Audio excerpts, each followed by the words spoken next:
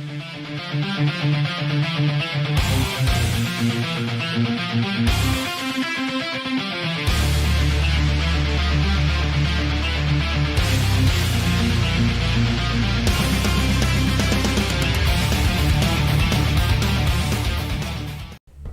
guys, you're watching Couch Surfing here with Metal Matt. We've got a very special guest with us right now, Emmy Mack from RedHook. Emmy, how are you? I'm very good, thank you, Matt. How are you? Awesome, man. Thanks for doing the show. Eh? Oh, it's my pleasure. It's great to be out of lockdown and just in the world. Yeah, finally.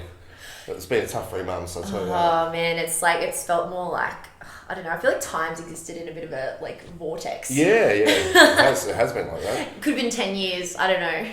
Well, thankfully not. So let's have a chat about RedHook. Let's have a chat about the band. How did this band all start, all form? It's an interesting one with us. So RedHook kind of spawned from my old sort of 80s inspired hard rock band. Yep. And it was just kind of just a strange progression where we just kind of evolved like a Pokemon into RedHook. Of course, yeah. I just sort of met Craig on the internet. Yep. As we millennials do. And That's true. And things just kind of just naturally evolved from there. And you've just released the video clip, The Sentimental Surgery. I love that song, by the way. Oh, thank you. That's a very catchy it's probably song. our least metal song that we've ever released. But the thing so is, I'm glad that the you song like is so catchy. It's so catchy. It was stuck in my head for like a week. Thanks, man. Recently. That makes me happy. Let's talk about the video clip, though. The video clip's like fun. It looks really fun. Like, Yeah. How did this clip all come together? Well, who was it directed by? Yeah. Well, obviously, because of lockdown, we were very we had this song in the bag when we went into lockdown, but.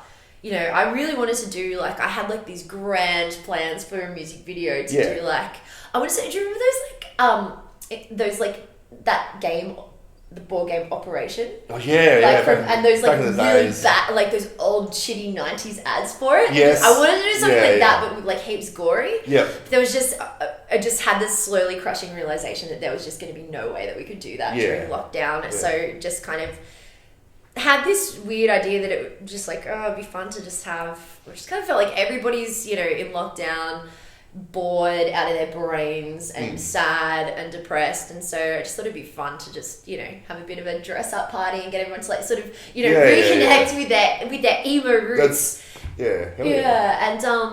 It was just really crazy. I was a bit scared that everyone would be like, oh, that's super lame, but the response was amazing and good response for it. Such a good response. And the craziest thing was what I didn't realize, because I was like, oh, this might be a little pick me up for all of our fans who were born in lockdown, but it was funny. It ended up paying off in a really weird way, because I remember the first day that we got the first cut of the music video back, I was having a real rough day and I was so fucking depressed, and just what I remember, I was on the bus at 11 o'clock at night, just feeling really shit.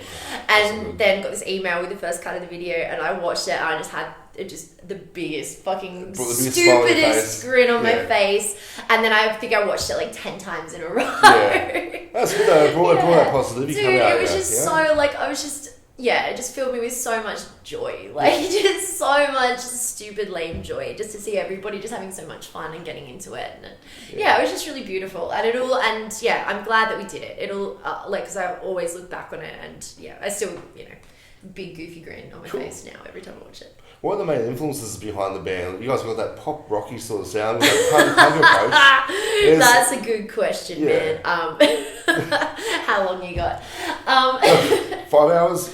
Dude, honestly, RedHook, I feel like our, people who know us know that our sound's pretty varied. We have a very, very diverse amount of influences, and I feel like this is probably going to sound really lame to say, but no, that's all right.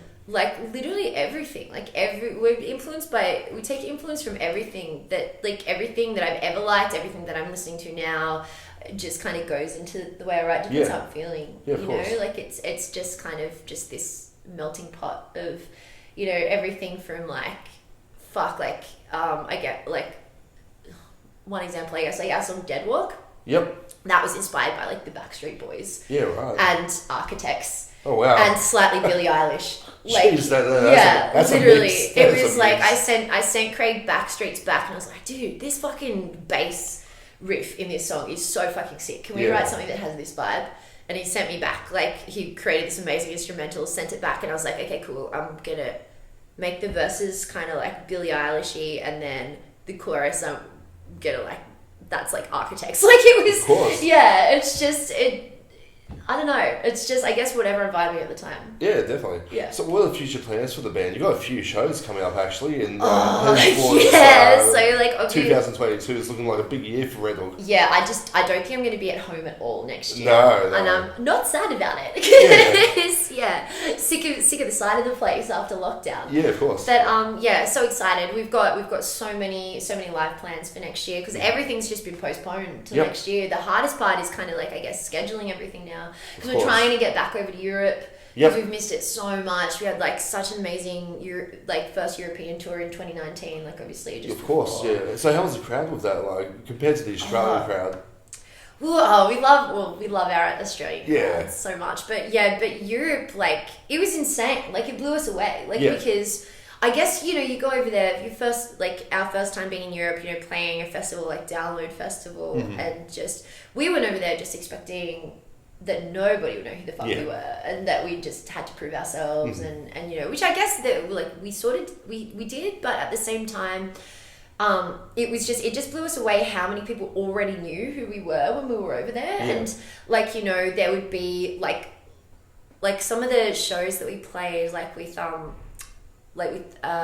Bad Wolves and stuff. Yeah, of course. I literally got like mobbed by people. Like, security had to come up and be like, disperse the crowd. It was crazy. That's nuts. It was insane, but it was beautiful. And also, like, the thing that blew me away was I think it was strange. I feel like here in Australia, especially now, because being like a female like artist playing, in the heavier genres of music. Of course, yeah. It's still, as we know, like, quite, a male, but like a boys' club a lot of the time. But here in Australia, I think, especially recently, things have really changed, and there's so much amazing, like, female talent coming through. Yeah. So that's not really, it doesn't, it's kind of like run of the mill for us now. I feel like it's a lot more normalized.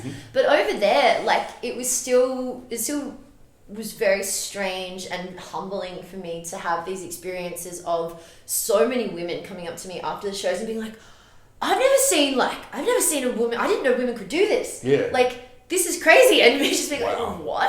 Like, really? So yeah, that was quite special. Like, having those, like, being able to, I don't know, like, be that for those people that were at those shows. That was Absolutely. So really cool. I was going to ask you, have you got a favourite live show that you've played? You've done a few shows. On the topic of Europe, maybe the European shows have been your favourite? Man, do you know what? I think, like, the European shows were all incredible. They were all amazing, but you can't go past, you just can't go past, like, the headline shows, especially the last tour that we played here in Australia. Like, fuck, man, that was so special. Well, it was so beautiful, and just the craziness of knowing, because they were the biggest shows that we'd ever played, like headline shows, and like most of them were sold out, and just being in a room with all these people who have that connection to your music was just incredible. And it was wild. Like, it was fucking crazy. Like, I'd say our last Sydney headline show, and we got we did this had this sort of extension band called, oh my gosh, I'm totally forgetting the name of it now. Whoops. Oh my god, I can't believe I'm forgetting it. Anyway, it was like all of our mates playing like trumpets and like saxophones and doing a version of like this arrangement of our song I Don't Keep Up from the EP. Of course, yeah. I can't believe RedHook. RedHook! There we go.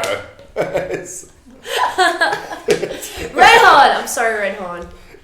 Love it. It's been a long lockdown. But also, I think my other favourite show that I ever played was this. We played this festival in Canberra. Yep. Called Stonefest. I think it was in 2019. And that one was special because I was a bridesmaid at a wedding in the Kangaroo Valley, which is about 3 hours away. Yeah. And I had to like do this like mad dash from like being in like a bridesmaid's outfit and having my hair done and getting like oh my God. the photos taken and my bless my friend who was the bride, who was so understanding. And then this Mission Impossible like start like dun, dun, dun, dun, dun, dun, like just getting changed in the car, like whole Clark Kent about Superman literally, and we got there literally 15 minutes before we got to go on stage, and and we'd never played Canberra at that point either, so no idea what to expect, and there were all these like legends just like moshing in the front, just started chanting for RedHook, and like I didn't even have time to like sort of get in the zone, and like somehow that show ended up being like insane. It was so good. That one's got to be up there. Good stuff. Now, if people want to contact the band to find more about you guys, obviously you're online. Online's the way to go these days. There's no other way. We are on the internet. Yes. Good.